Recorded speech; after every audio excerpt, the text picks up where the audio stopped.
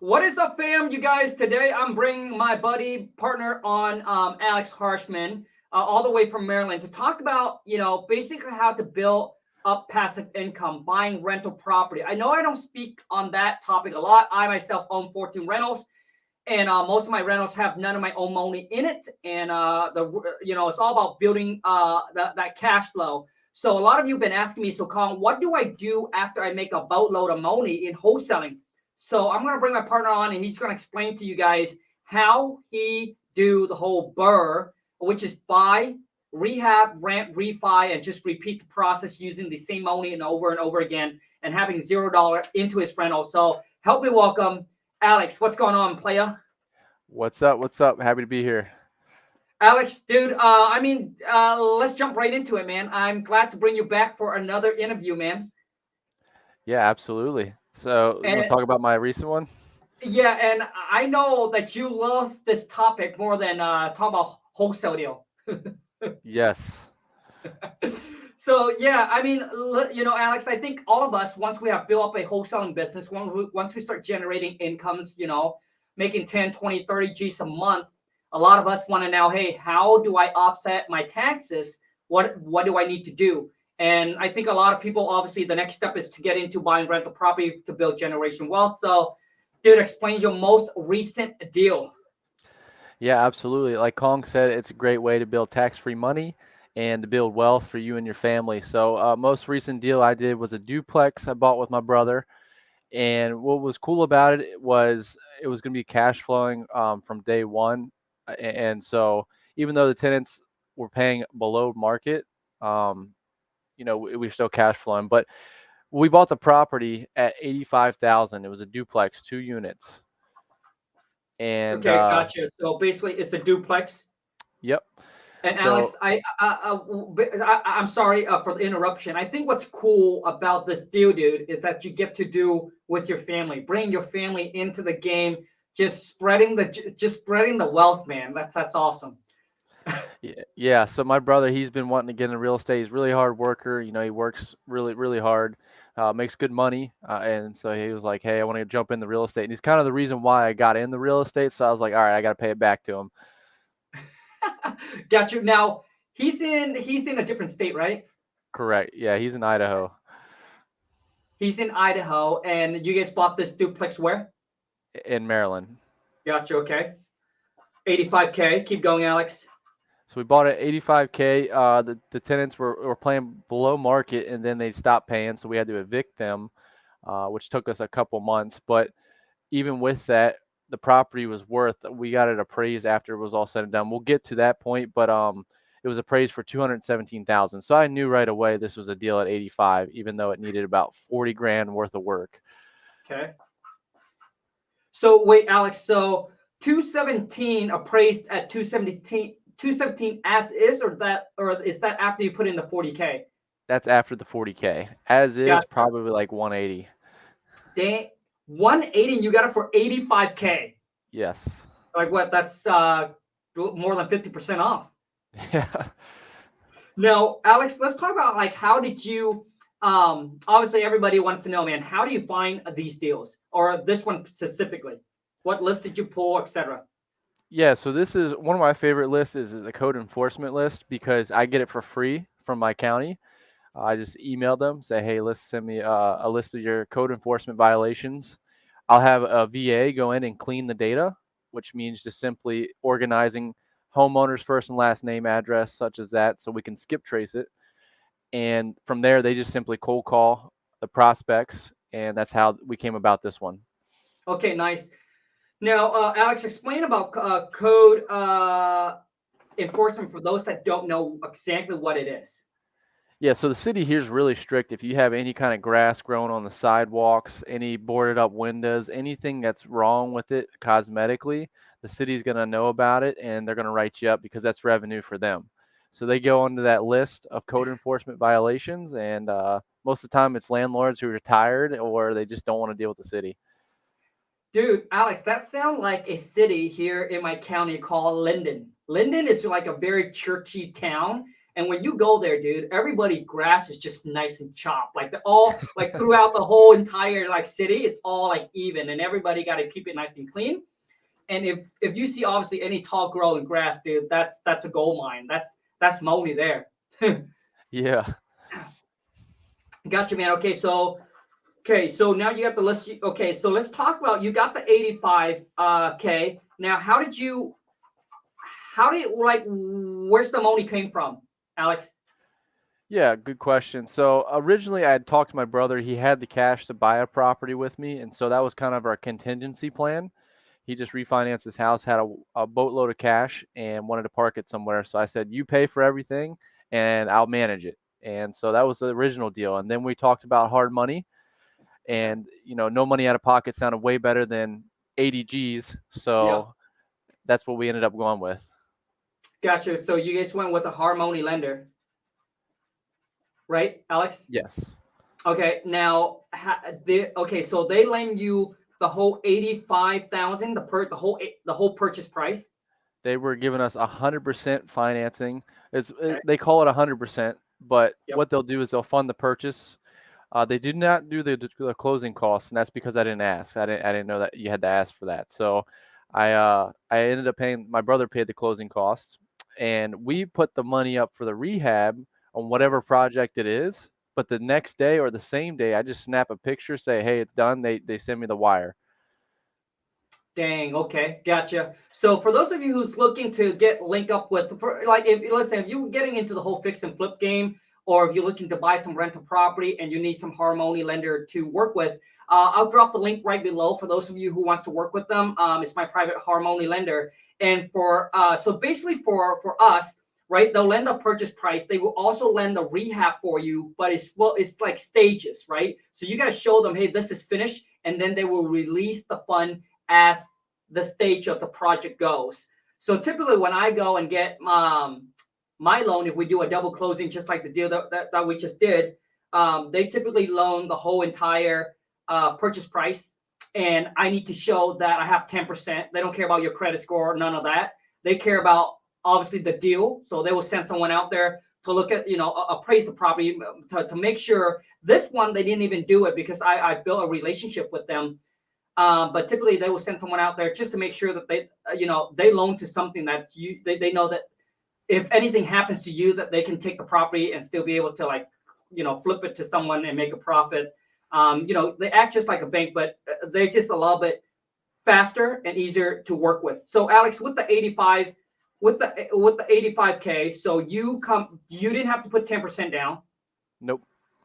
Okay. And then you just have you put up the funds for the whole fix and flip. So what's I'm cool sorry, about for the rehab. Sorry.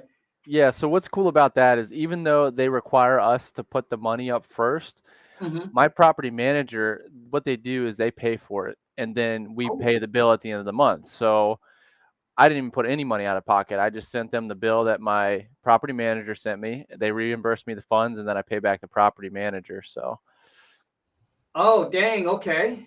Okay. So you got 85 purchased, no money, all hard. 40K rehab coming out of your property manager.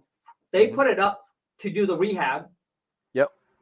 Once they finish the rehab, then what do you do? Once they finish the rehab, they send me the big bill, and I pay it. So anytime I had a bill, anything with the property manager, I would immediately pay it like the same hour, because I wanted, like you said, with the hard money lenders, you want to build that relationship. They know that, hey, if I put this money up front, he's going to pay me back. So they didn't have a problem putting the money up front. So that's what I did. And now I don't have to put any money out of pocket. Yeah, I think, Alex, what you just said there, man, is extremely important. Like Lon and I too, when, with our sales team, Ambro, right? Ambro said that he works with a lot of people, and he said that Lon and I are like the fastest one to pay. Like, obviously, he gets it on the first, and obviously, if Lon can send it, boom, she get it done right there and then. But what Alex mentioned about building relationship, just like with anybody, whether you're working with an agent, another co-wholesaler, a Harmony lender, a private money lender, especially private, someone that basically trusts you to lend you. It's extremely important that you just execute, follow through, and not just sometime on time, but dude, if you can pay it early and just get it done to them, dude, that trust just goes through the roof. So, okay, so now that you're done, Alex, you got what is it? 85 plus 40. How much is that? Hold on, 85 plus 40. So you got 125 into it. Yep. Okay, you got 125. Okay, let's just say that is the debt. Okay, and how much you got in rent? So when it was done, the rehab, we put renters in there. They're renting for 1,400 and 1,100 a month, so 2,500 total. Damn. Okay. So you rent it out. So first you buy the property. All right, you guys. So this is the burr. So first you buy the property. Second, Alex renovated using other people's money, the 40K. And then after that, he rented out. Dude, both units, $2,500 a month. Yes. Insane. Insane cash flow. Yes. Okay, what's next? So once we have the tenants in there, typically the process is you go out and refinance it. Our debt on this is like our mortgage is like $1,100 a month. I mean, we had a really high percentage because this was after everything raised, but we're still cash flowing like $600 to $800 a month after reserve. So. Gotcha. Okay.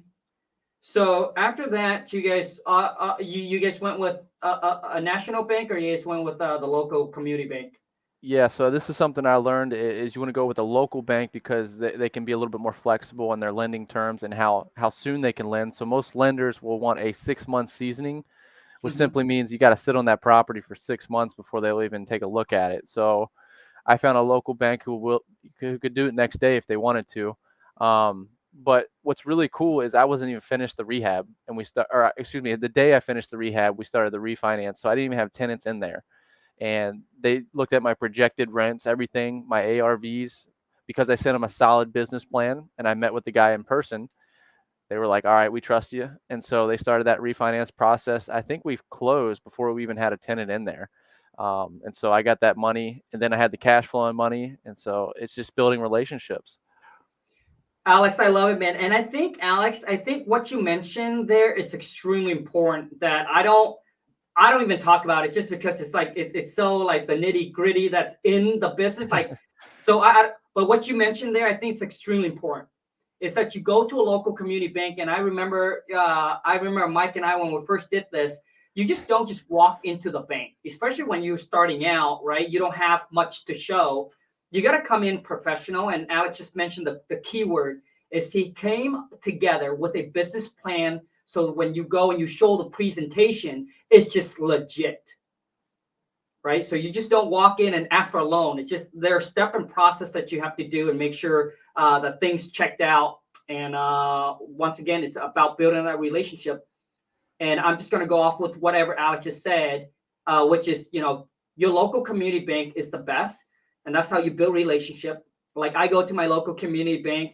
That you go there, they know who you are, by your name, by your last name. They know what car you drive and everything.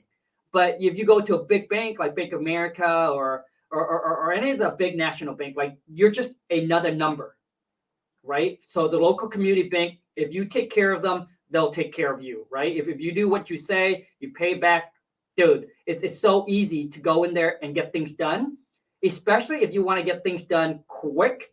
Your local, and if you build really good relationship with them, I'm telling you, like the local community bank, sometimes they'll bend over their back just to get things done. And I've seen happen with mine, and I love them.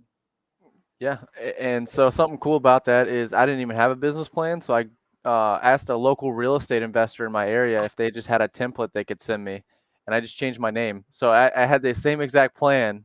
They were wholesalers too, and Okay. they bought and hold, so it was the same business plan. I just changed my entity in the whole 6-page document, and then I sent them the most 3 recent wholesale deals that I did. So those are zero money out of your pocket deals. They love that, huge returns. And I had it in a nice leather binder I bought for like $5, and I put it all in there. And it looked good, but I didn't know what I was doing. The guy even asked me, "What are you doing here? Like, what do you want?" I said, "I don't know. Maybe you want to buy some properties." And it was, I put myself out there. You don't have to have all the answers. I love it, Alex. I love it that you're always just being real and being transparent and telling the story how it is. Now, let me ask you this, Alex. Do you mind sharing that with the viewer? What's that? The business plan. Like everybody now want to have a look at it. Yeah, I don't care Okay, if I can perfect. find it. It was 3 years ago, so Oh shoot. Okay. So Alex, I don't know if you want them to email you or whatnot or they can email our email and then Angie can send it's up to you, man. However you want to do it. yeah. So actually, the guy I got it from, all he did was Google real estate business plan, and that was it. He Okay. just filled out his name. That's it. That's it. I mean, it Okay. just looked good. You okay? So that is one way to do it. So, but if they want to get the exact template that you have, why don't you guys do this? Why don't you guys just email over to wtmfam@gmail.com and I'll have so all the email that you guys send over, we'll make sure that Andrew will send you guys a template of that if Alex can find it. So, Yeah, I'll find it. so no guarantee, all right? But shoot an email over to wtmfam@gmail.com, and if Alex have it, we'll send it over to you. Okay, so now Alex, you went and got a loan with the bank. Let's talk about that, dude. Yeah. So what I did was I emailed the guy because I had the conversation with him like 3 years ago when I started wholesaling. Mm, But I never bought anything because I was nervous. I didn't know much about it. I just got into real estate, so I leveraged that connection. I emailed him. I said, "Hey, listen, are you still willing to lend? Based off of the numbers, as long as they make sense." He said, "Yes. Send me a pro forma of the property, what it's worth, what it's going to rent for, yada yada yada, and we'll take a look at it." And of course, I mean, I knew it was a great deal based off the numbers, so the deal sold itself. gotcha. Okay, so let's talk about Alex, the cash out refi process. You have 125,000, right, of your of basically debt on this property. So you Yep. went to the bank and did a cash out refi. Let's talk about that step, that process. Yeah, so once the repairs were done, they said, "Oh, go ahead and send me all that information." And then from there, they simply look at the numbers. They say yes or no, this works. And if it does work, then what they'll do is they send an appraiser out there. So typically, I like to meet the appraisers because every single time I've done it, I've printed out, you know, well, the last time I didn't even print it out. I just went there and told them, "Hey, this is what this is selling for. This is what things are going for per unit based off of this information." So it's good to have that in paper. Basically, you're just finding comps. So you give that to the appraiser, say, "Hey, listen, I'm no expert, but here's what I found. You know, what's your thoughts?" And then from there, they'll tell you, they usually say, "Oh, I don't think it's that high, but I was like maybe 5, 10 grand off because they wanted to prove a point." But they got my number, so they got the number I wanted. Gotcha. Okay. So the bank would send the appraiser out, and you suggest that people would go meet the appraiser, Yes. have the stuff, hand it to them, Hmm. so that way they can give you a better. Okay, Alex. I want you to. What's the reason why you do that? Yeah, so if you just kind of just let them go out there and they have to deal with maybe your property manager and nobody's there to walk it with them, there's no like there's nothing going on there. It's just another day in the job. So Mm, if you say, "Hey, listen, I've done the research for you. Here's the information I found. Use it if you want, but here's what I think it's worth." Also, you're building rapport with them. "Hey, how you doing? How many, what's your experience like? How long you been with the company?" And you just get them, just be a likable person. And from there, I found things tend to sway your way if you're just respectful. that's so smart, bro. I used to when I first got into the whole fix and flip game. Alex, I every single inspector that I come out at first, I have the general contractor go out there and meet with the home inspector, and then after that, one of them went really bad.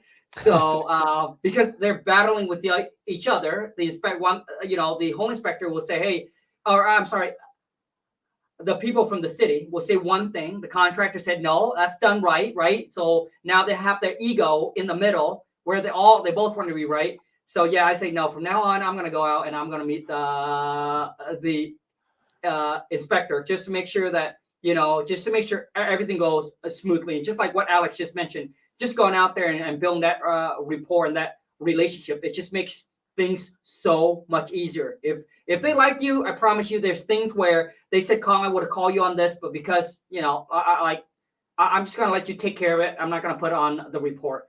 But anyways, Alex, so how much did the bank loan you? Because you have 125 into the property.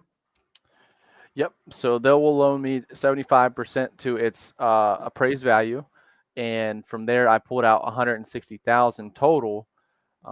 So minus closing costs and some change there, we were sitting at right around, I think it was like 32,000 is what we got back. Gotcha. Okay. So it was appraised for 217. Yep. Bank will loan you 75% on the appraised value.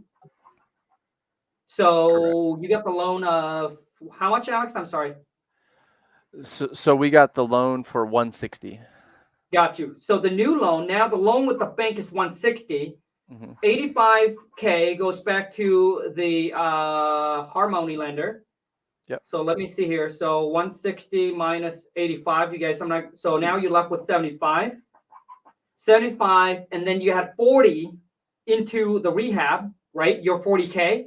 Yes. So if I minus that 40K, so that goes back into your pocket, and you made an extra 35 G's tax free. Yeah, pretty close. Yes.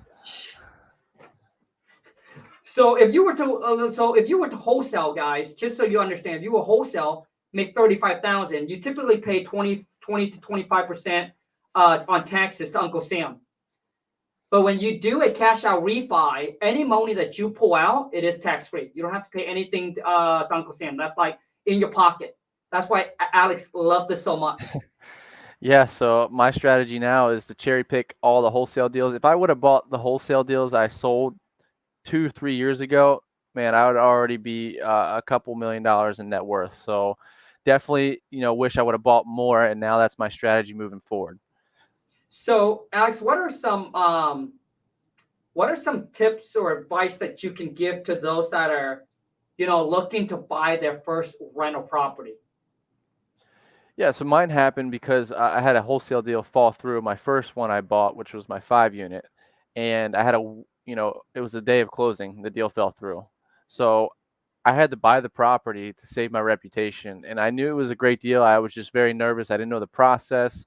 You got to figure stuff out on the fly. So you get uncomfortable doing that, and that's what keeps you from doing it. So I would say embrace that. If it's a good deal, maybe buy it. And if you don't know how to buy it, maybe talk to hard money lenders. If you don't know how they work, they'll be happy to tell you. I mean, they're not going to hide anything from you. At least that I've found, I've built really good relationship with the hard money lender. So one thing leads to another. And after you do that first one, the blueprint's there. Now you can buy 100,000 of them if you want. That's dude, so true. Because now, so a lot of times, for those of you who's watching who don't understand the whole burr strategies, so now Alex got his money back plus an extra 35K. You're just basically recycling the money. You do it again. You just use the same, like, you don't have to come in with new money, right? You just need to find deals. Obviously, you got to be a really good deal. And here's the reason why a lot of you don't understand. So a lot of you don't understand, why do we have to buy it at a 30% discount or put the property in a contract at a 30% discount? So let me explain to you.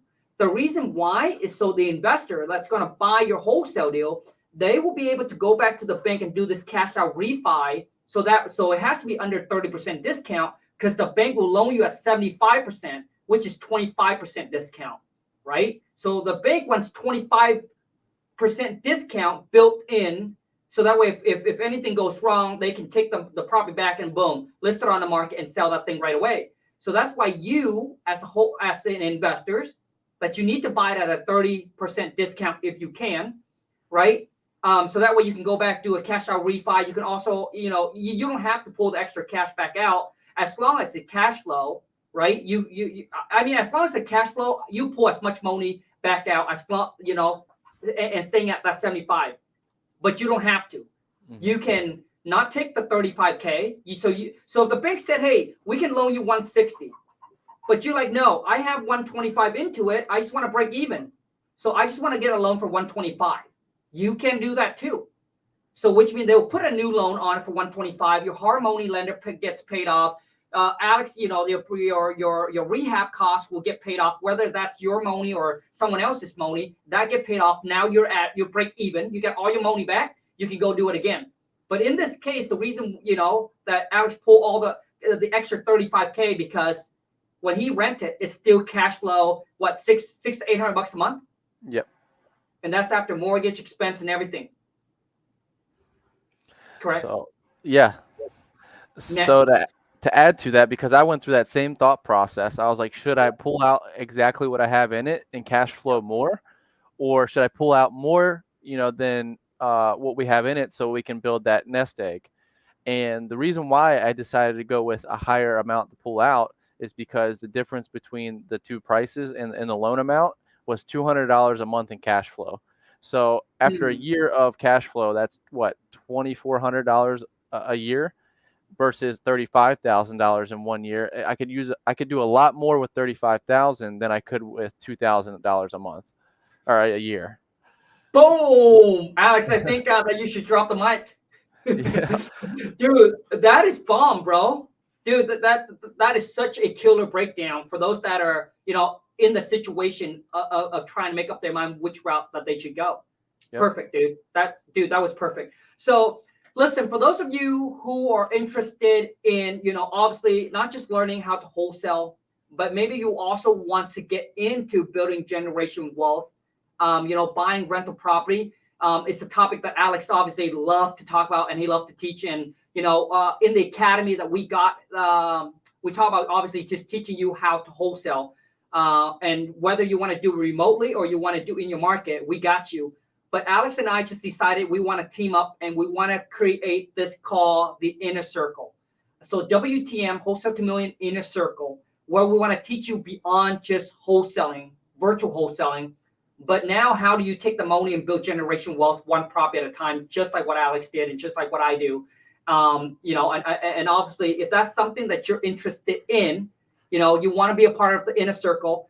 Now, I want to let you guys know that it is a high ticket item. It's expensive, and I think for a majority of you, will not be able to be in it. So Alex and I were only looking for about 10 of you to really work with. So if that's something you're interested in and you want to join us, here's what I need you to do. Just go coachwithkhang.com, book a call with one of my teams so they can get on the phone with you and explain to you more about the Inner Circle. Just ask them about the Inner Circle and they'll tell you exactly what's included and see if it's a good fit for you. All right. Alex, man, I'm going to let you wrap it up, dude. Yeah, awesome. So alongside that, just remember it's going to be an investment in yourself, and you can make not only the wholesaling money, which is taxable, but you can keep more of that money in your pocket and build tax-free money and compound your wealth. So let us teach you how to do that and take you under our wing. And yeah, I'm excited. Dude, I love it, Alex. I remember Alex texting me once he done this whole thing, he said, "Khang, I don't know if I want to do like active income, man, because then I got all this tax to worry about because he's loving this whole like buy, cash out, refi, no tax, no nothing." Yep. I might not look good on paper, but yeah. Dude, Alex, also too is I think in Maryland, your guys' property over there, cash flow pretty darn good, huh? Yeah, that's pretty. The houses are pretty a lot cheaper than Washington. How is the market in Maryland right now? Has it softened up a little bit? It has. I'm noticing a lot more leads coming in. People are still thinking they can get top dollar, so they're still a little bit hesitant. But I'm noticing a lot more things staying on the market. Yeah, man. I mean, in my area, it's the same thing. And I remember back in 2008, 2009, man, when the market crashed. I remember that we got an alert ahead of us. So it hit California, and then it just kind of. So I'm just going back based on the experience. So California starts slowing down, bro, and then all of a sudden, right? California got hit hard back in 08, 09, and then it pushes down to Seattle, and then it start crawling into my county, dude. And my whole thing is for those of you who are in the positions, right now, if the goal is to stack the cash, opportunities is just right around the corner. And I really feel like, getting into buying, especially buying property at a discount, I think within the next 6 to 12 months, you'll be able to see some really big opportunities. So Lon and I have been kind of looking at property, but we've been also too is kind of holding out a little bit as well. But obviously, as long as the number makes sense, I think you should pull the trigger. And what I mean by if the number makes sense is as long as you're able to buy it at a 30 to 40% discount, you should be safe. But a lot of you, back a year and a half ago, a lot of you are playing with fire. And I've seen a lot of those in my mastermind where they were buying it at a very thin margin because the real estate market was on fire. It appreciates so quick, Alex, that, people that got into the whole fix and flip game, they were going to break even, but because the market appreciates so much, they end up coming out making money. And they thought that was, it's going to be like this forever. And then they keep buying. And dude, we got some people in our mastermind now, dude, having 40, 50, $60 million like in debt. And, it's insane. And a lot of them right now are converting, which means they're trying to figure out the whole wholesaling game. Yeah, smart. So Alex, man, how can people connect with you? Yeah, so it's just my name on Instagram, alexander.harshman. You can find me on Instagram, alexander.harshman, and then Wholesaling to Freedom right now on YouTube. I love it, man. And I'll also make sure I drop everything with Alex down below. If you have any questions or anything like that, reach out to Alex. And the reason why I love partnering up with Alex is, I've met Alex about 5 years ago. And, I think that when it comes to, things like this, the whole, teaching people and things like that, I think Alex and I are on the same path when it comes to that. And when it's talk about trust, man, partner is just the hardest thing. I remember someone say this, when you decided to pick a partner, and I think everyone can learn something from this, you got to understand it's like a marriage. It's like a super commitment, right? Because that's your partner. That's going to be people that you're going to do business together. Information are being shared, transparency, trust is the most biggest thing, right? Do what you say you're going to do.